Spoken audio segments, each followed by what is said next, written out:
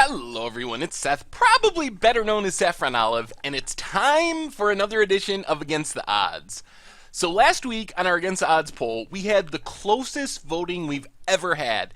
We had almost 5,000 votes cast, and Squirrels in Legacy beat out Zadahedron Grinder slash Silverfur Partisan in Standard by a single vote. One vote out of almost 5,000. So that was insane. Thanks to everyone for voting.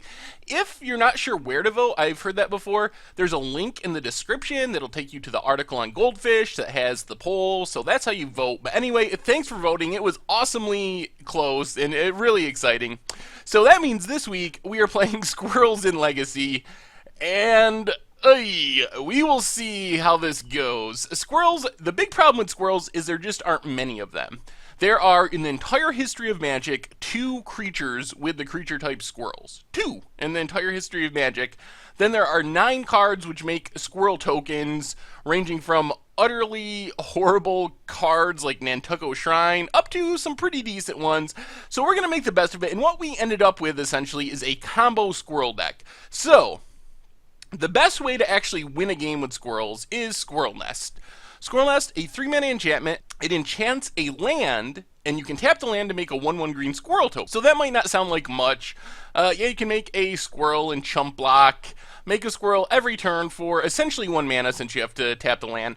But making 1/1s a 1/1 every turn really isn't going to get there in Legacy. We need to find a way to combo off and make an infinite number of squirrels with Squirrel Nest. So unfortunately, there's a card called Earthcraft, which is the awesome 2-card combo with Squirrel Nest.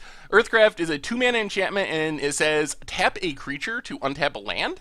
So all you need is those 2 cards on the battlefield, and you can make infinite squirrels. It's a really cheap and efficient 2-card combo.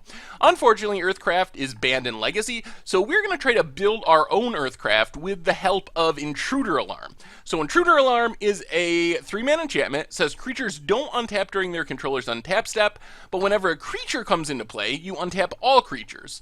So I think you see the picture developing. You tap Squirrel Nest to make a token, which triggers Intruder Alarm, which untaps all creatures. So we just need to find a way to make that synergy go infinite, which leads us to this package. So Arbor Elf and Voyaging Satyr are creatures that let you untap a land. You can tap them to untap a land.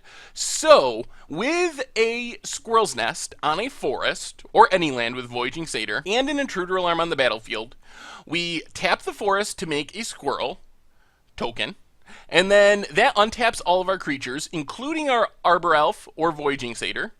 And then we can use the Arbor Elf or Voyaging Satyr to untap the land enchanted with Squirrel's Nest, tap it to make another token, untaps the Arbor Elf, tap it to untap the forest, make another squirrel token, untap the Arbor Elf. So with that combo, we can make an infinite number of squirrels. The creature lands are kind of our plan B. It depends. Sometimes they are better than the Arbor Elf plan. The problem with the Arbor Elf Voyaging Satyr plan is twofold. First off, they die to Lightning Bolt, they die to Abrupt Decay, they die to Swords of Plowshare. Anything kills Arbor Elf and Voyaging Satyr. They also don't have haste, so we have to play the Arbor Elf, pass, go through our opponent's entire turn, with them potentially knowing something's up, and hope that they decide not to kill the Arbor Elf or Voyaging Satyr. The creature lands let us be a little trickier, especially Dryad Arbor. So Dryad Arbor is a land, it is also a creature, and it's a forest, which means we can fetch it with our fetch lands. So we can just enchant the Dryad Arbor with the Squirrel's Nest, and we can do that whole combo all in one. So we tap the Dryad Arbor, which makes a squirrel token, which triggers Intruder Alarm, which untaps the Dryad Arbor, which we can tap to make a squirrel token, and so forth, make an infinite number of squirrels. So the good part of Dryad Arbor is we can fetch it on the end of our opponent's turn, which eliminates the playing an Arbor Elf waiting a whole turn problem.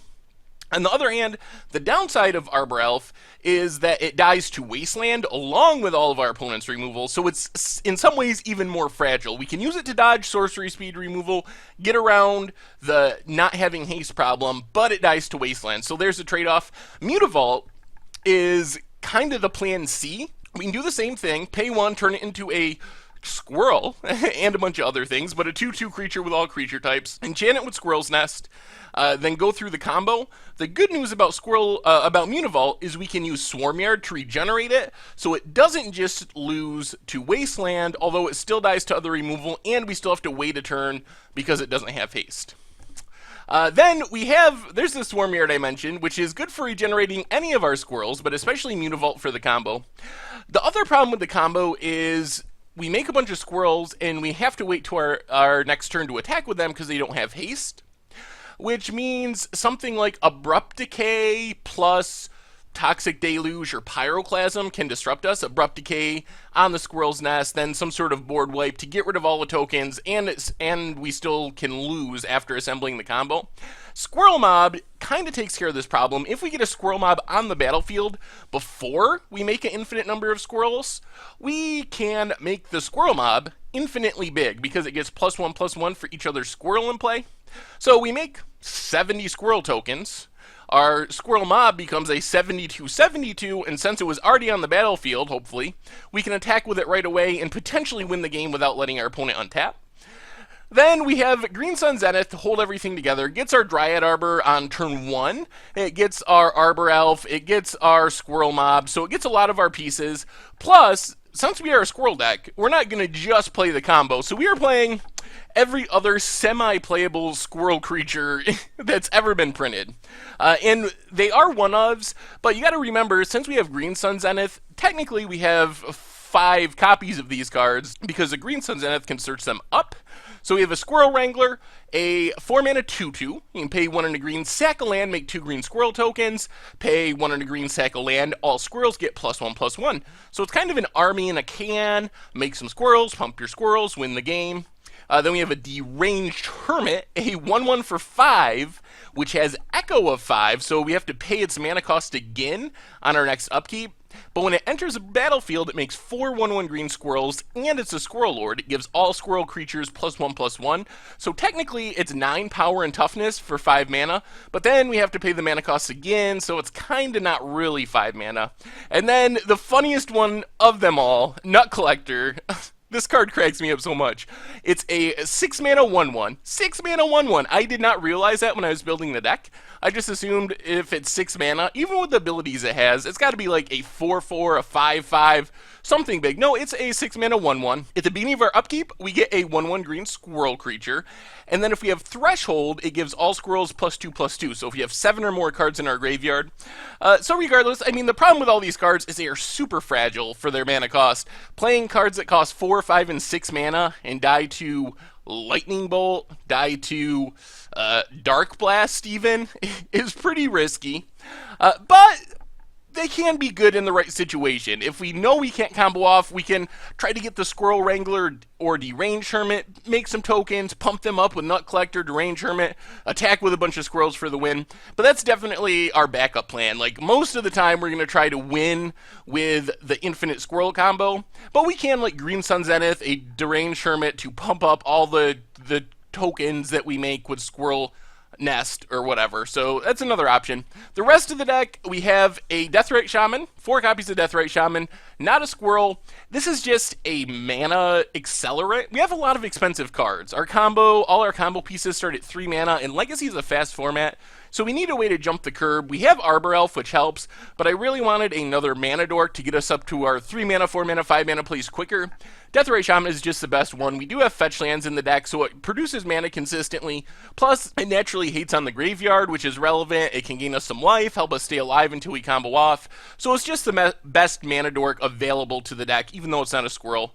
And then we have a bunch of cards to help us find our combo. So Brainstorms and Ponders help us dig through our deck, find our Squirrel's Nest, our Green Sun Zenith, our Intruder Alarm. Sylvan Library, kind of the same thing. Basically the Green Sensei's Divining Top, except you don't have to pay mana, and you can actually draw cards with it if you want to.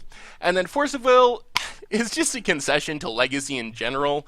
It's so easy to just die on turn 2 or turn 3 in Legacy to Reanimator or Storm or a deck like that if you were completely shields down. So I don't know if 3 Force of Wills will be enough to really make a difference, but we got blue cards. it gives us a chance if we run into Belcher or something like that. Maybe we'll get lucky and have a force in hand and be able to survive. Mana base wise, fetch lands, dual lands, and some basics, and of course the creature lands, the Dryad Arbor, and the Mutavault, and the Swarm Yard, which we already mentioned. Sideboard, pretty typical sideboard, not too Squirrel specific. This is we're playing against a combo deck package, another Force of Will, Flusterstorms, Counterspell, Thoughtseize. Again, gives us a chance against fast combo decks, or hopefully gives us some chance against fast combo decks. And those matchups, we can take out our expensive, like, Nut Collectors and so forth, that just, we're never going to be able to cast those. The game isn't about casting a 6-mana creature, it's about living long enough to pull off our combo. Then some more disruptive spells, Pithing Needle, Null Rod for artifacts, Surgical Extraction for more graveyard hate, and then an Umezawa's Jitte for creature matchups. We do have a lot of creatures. We can make the tokens, equip it with Jitte. If we run into elves or something like that, it can help us win those matchups.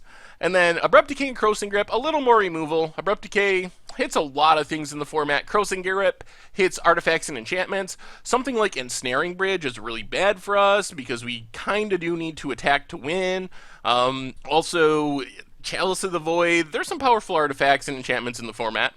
And then a couple more creatures. A Click, another card that comes in against combo decks, provides some disruption. And Scavenging Ooze, we can search up with Green Sun Zenith, gains us a little bit of life, and also disrupts the graveyard if we run into Reanimator or decks like that. Anyway, that is Squirrels in Legacy. Oh man, as far as the odds, I'm not super hopeful. If Earthcraft was a card legal in Legacy, this deck would probably be insane, or at least good. Without Earthcraft, and having to assemble a 3-card combo, the thing I'm worried about is we're not particularly fast as far as combo decks go in Legacy.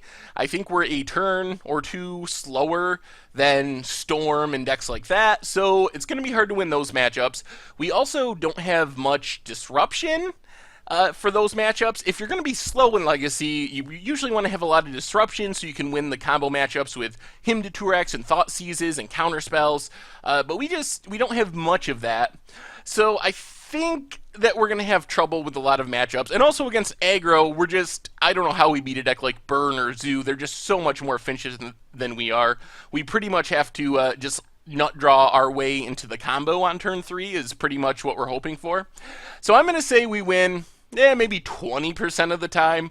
Legacy is a hard format to make decks like this work, but the good news is, if we ever pull this off, the combo should be super insane and super awesome. So that's what I'm hoping for. Keep your fingers crossed that we at least get to make a bunch of Squirrels once or twice over the course of these matchups, because that'll make it all worth it. Killing someone with Squirrels has to be one of the sweetest ways of killing someone in all of Magic.